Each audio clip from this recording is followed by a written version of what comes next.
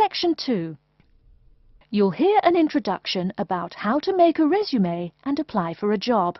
First, you have some time to look at questions 11 to 17.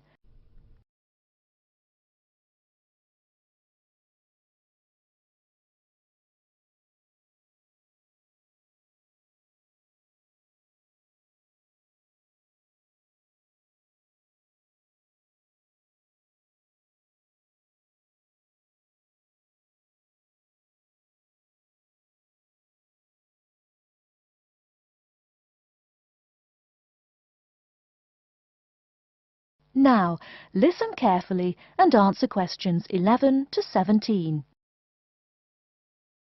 Welcome everyone to today's seminar on CV and interview skills. Remember, your CV is probably the most important document you will ever write. It opens the door to your career, and that job interview is probably the most important meeting you will ever attend. It's like stepping through that open door. So let's roll up our sleeves and get down to work, shall we? First of all, I cannot possibly tell you everything you need to know about writing a resume in the time we have. But let me tell you that there are dozens of great websites on the internet. These will give you all the suggestions you need. If you look at the paper I gave you, you will see a list of the dozen most popular sites. I can mention a couple of important points, however. One is that your CV or resume should not be too long. A page is about right. Why? HR departments do not have the time to read long documents. Too many people are sending too many CVs. After all, the economic crisis of 2008 is still very much alive. Everyone needs a job now. No matter how short you make that resume, though, you do not want to forget to tell HR how to contact your references. References are people who will give you a recommendation for a job. That's usually an ex-boss or a professor who knows you well. Do not use relatives. I don't care how much your mum loves you. Also, when you send that CV, be sure to include a typed cover letter. A cover letter is a letter where you basically are asking for a job. It's like introducing yourself. Make it brief. The real information about you is on that CV of yours, and please make sure the letter is typed. It doesn't matter if your handwriting is beautiful or not. Companies only read typed letters. Another point about CVs is you should try to have an attractive layout. Maybe use different type fonts or colors to highlight information. Some people include a photo. You can find dozens of examples on the internet. Whatever layout you decide to use, however, avoid all spelling and grammar errors. I used to be an HR manager. If I saw a mistake, that CV went into the garbage. Something you write in a CV is a description of your skills and experiences in an interesting way. Mention training, too.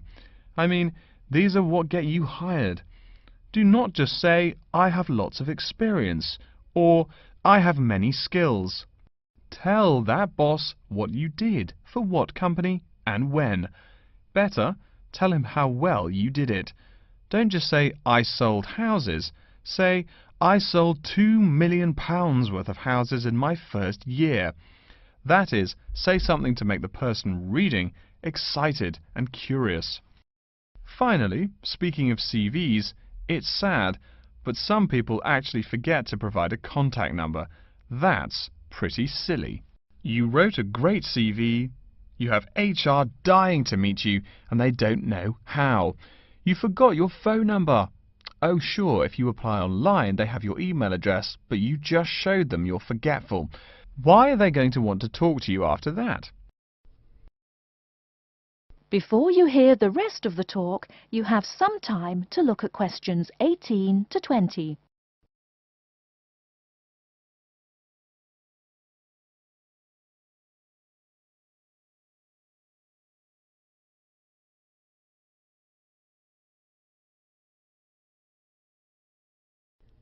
Now listen and answer questions 18 to 20. Alright, moving on to the actual interview. I'll go over what you need to know by the end of it and what you can discuss and negotiate on later once it looks like you'll be offered the job. First, there's working hours. It's not that necessary to hammer out the hours off the bat, especially since it's easy to come off as lazy when the first thing you bring up is how much you're going to have to work. You can also find out more about possible promotions later on. It is important, however, to get a feel for how much you'll be paid. You should make sure the salary range is commensurate with what you're worth, and if you're not, you can move on to better opportunities. Being sure you're going to make what you want to live on is much more important than issues like your pension. You're all so young that your pension is not going to matter for quite a long time. You should find out about what skills you must know for the job and what they'll teach you. In addition, if the company will provide training, you should find out how long the training period is and whether it is paid. Beware of any jobs that want you to train for a long time without appropriate compensation. Speaking of compensation, find out about holidays as well. Do you get paid vacation time? Are you allowed to take personal days? Do you have to work on national holidays? Once you work out these main issues, you can move on later to details like the location and expected attire and whatnot. Wow, that's a lot of information. Let's take a break so you can think everything over and ask any questions you may have. Don't hesitate to come and see me if you need any clarification on all this stuff.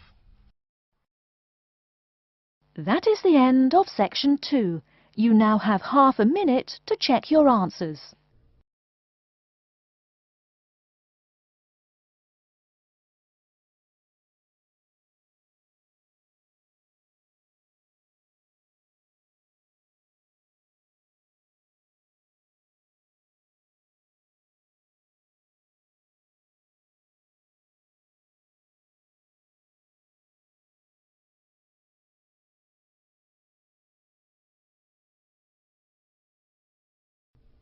Now turn to Section 3.